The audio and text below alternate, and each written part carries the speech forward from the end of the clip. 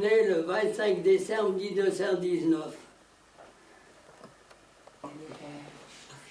J'ai été contacté pour distribuer des tracts. En quelle année? En 43, fin 42, 43. Et... Attendez. Et alors, le 22 juin 43, j'ai des camarades qui viennent me chercher. Ils voulaient dérober une traction avant, et cette traction avant, elle appartenait à des gars qui travaillaient pour les Allemands.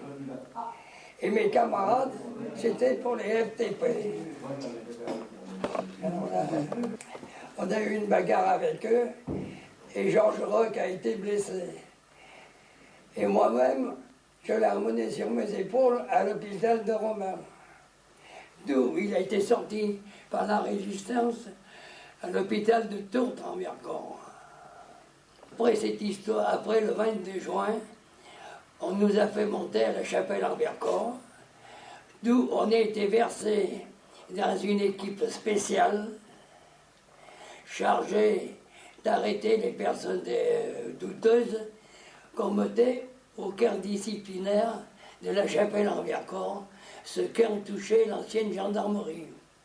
Alors, on reçoit l'ordre par le commandant du 10e bureau de la chapelle en Vercors d'aller arrêter le nommé José, qui était professeur à l'école de la rue Bouvet, là-bas. Et avec nous, il y avait un responsable de la police, Frandon Donnet, d'ailleurs qui a fini sa carrière comme commissaire principal à la PJ de Toulouse. Alors, quand on est arrivé là-bas, sa femme nous a dit « Faites attention, il est armé ». Et alors, j'ai entendu du coup de feu avec mes camarades, et puis après il est venu vers moi, et moi j'ai pris une balle dans le pied. Et de là, c'est de là que j'ai été à l'hôpital de Saint-Martin-en-Vercors, l'hôpital qui était une ancienne école transformée en hôpital Poul-Maquis. Et c'est là que j'ai commencé à connaître tous les gens du Maquis, quoi, des copains blessés. J'étais à l'hôpital de Saint-Martin, et quand il y a eu l'ordre de l'état-major de tout évacuer, les grands blessés de l'hôpital, on les a emmenés à la grotte de la Luire. Tandis que nous, en car, ceux qui pouvaient marcher un peu, on nous a descendus à l'hôpital de Die. Mais arrivés en bas, les sœurs qui étaient à l'hôpital ont dit « Remontez les petits !» parce que les Allemands ne sont pas loin. Et nous sommes remontés. Et c'est de là que j'ai été à la grotte de la Luire. Alors, quand nous sommes montés à la grotte de la Luire, j'ai vu le docteur Ganymède qui rentrait dans la ferme Philibert aux 2 passages. Et je l'ai suivi. Il m'a rien dit parce qu'on était on se connaissait depuis très longtemps. Et sur la table, il y avait un gars qui était mort. Les docteurs, il était mort, le gars. Et après, ils l'ont monté à la grotte de la Luire, quoi. Alors, à la grotte de la Luire, on est resté plusieurs jours, jusqu'au jour où il y a eu l'ordre général que ce qui était valide de s'en aller, tout ça. Alors, avec un camarade, Pierre Besse, alias Jésus, on est monté en face de la grotte. Il y avait une petite cavité où il y avait de l'eau. Et avant de partir, il y a un gars, Busca, le grand Busca, qui m'a donné ses jumelles en me disant « Fernand, prends mes jumelles, moi elles ne me servent à rien ».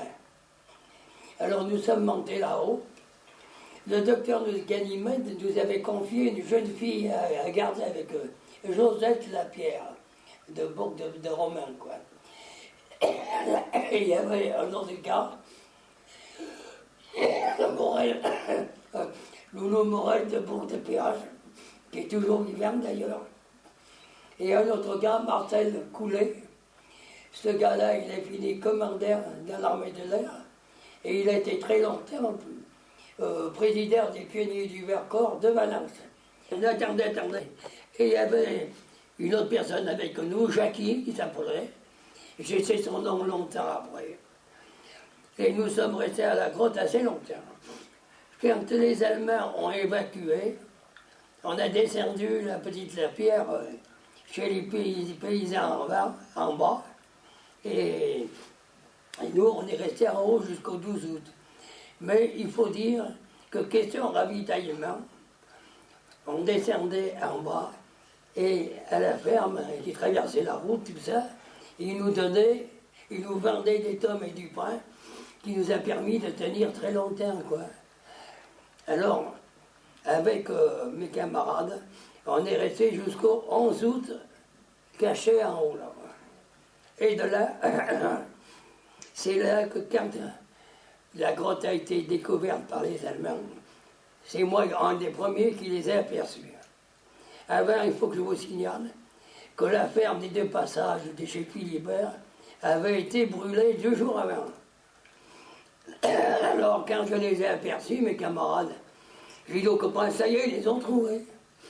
Et j'ai vu descendre le cortège, entouré par 4 ou 5 Allemands. Alors, en tête de ce cortège, il y avait le docteur Ullmann avec un autre docteur. Derrière, il y avait le révérend père Moreau-Moncheuil qui tenait avec le petit Gourjon. Et ensuite, derrière, il y avait la famille Ganymède qui se tenaient tous les 3 par la main, c'est normal, et toutes les infirmières et les blessés, quoi. Vous parlez de la famille Ganymède, il y avait qui? Hein? Il y avait qui dans la famille Ganymède? La famille Ganymède, il y avait le docteur Ganymède, sa femme et son fils, qui était à cette époque-là âgé de 15 ans. Voilà.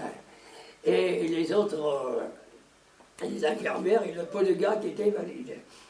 Alors, quand ils sont arrivés en bas, ils ont pris la direction du col du Rousset.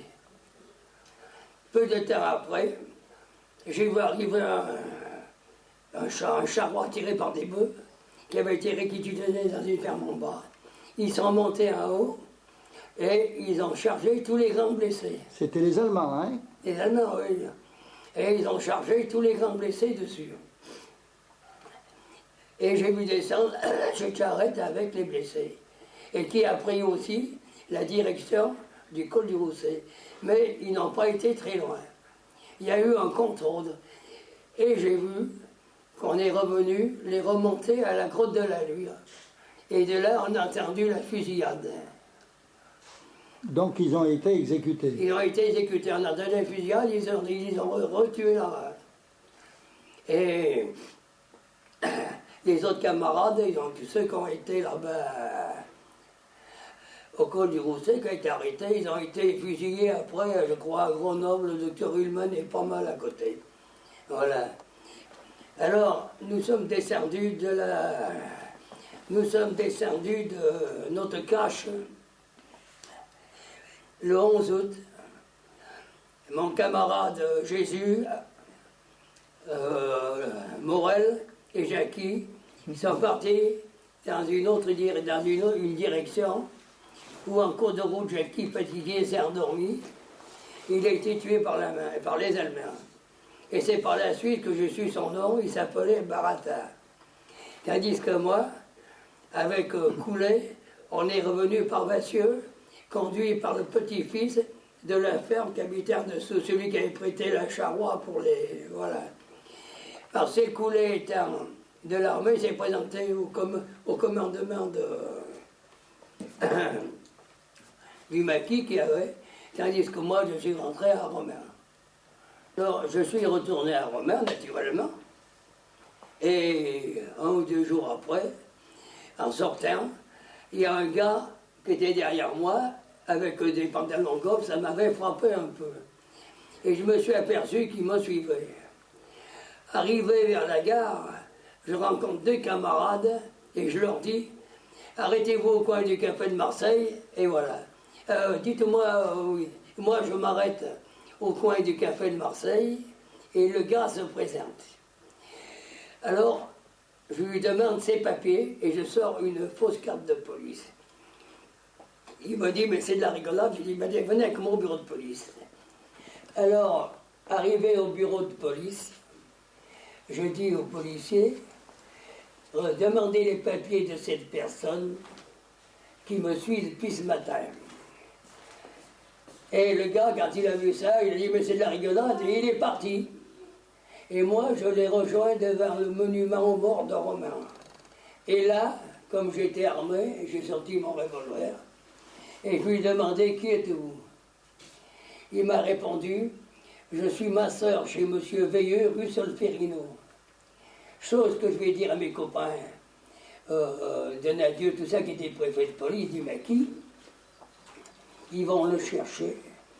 Et puis, moi, je me suis fait disputer en disant qu'il ne faut pas faire des erreurs pareilles. Voilà.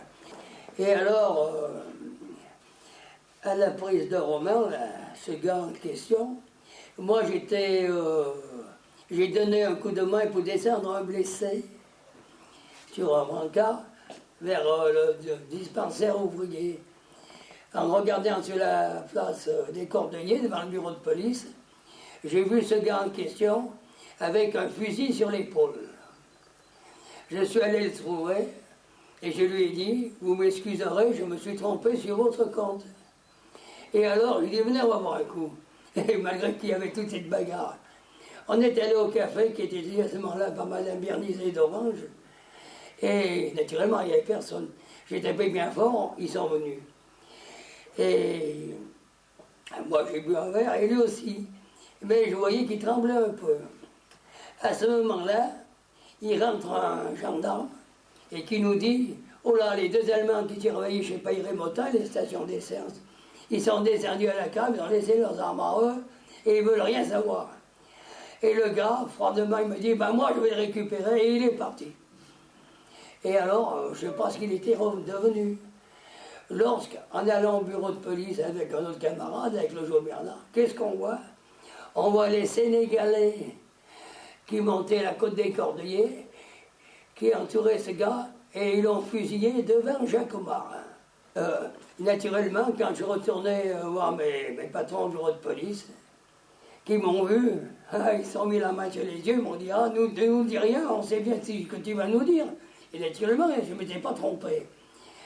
Et alors, peu de temps après, une brave vieille vient et nous dit, mais dites, ce monsieur, il avait une, j'ai vu monsieur Morgan, il avait une chambre chez... Alors on y est allé et on a trouvé une valise où il y avait une tenue d'officier allemand, tout ça, et voilà, que je m'étais réellement pas trompé sur son compte.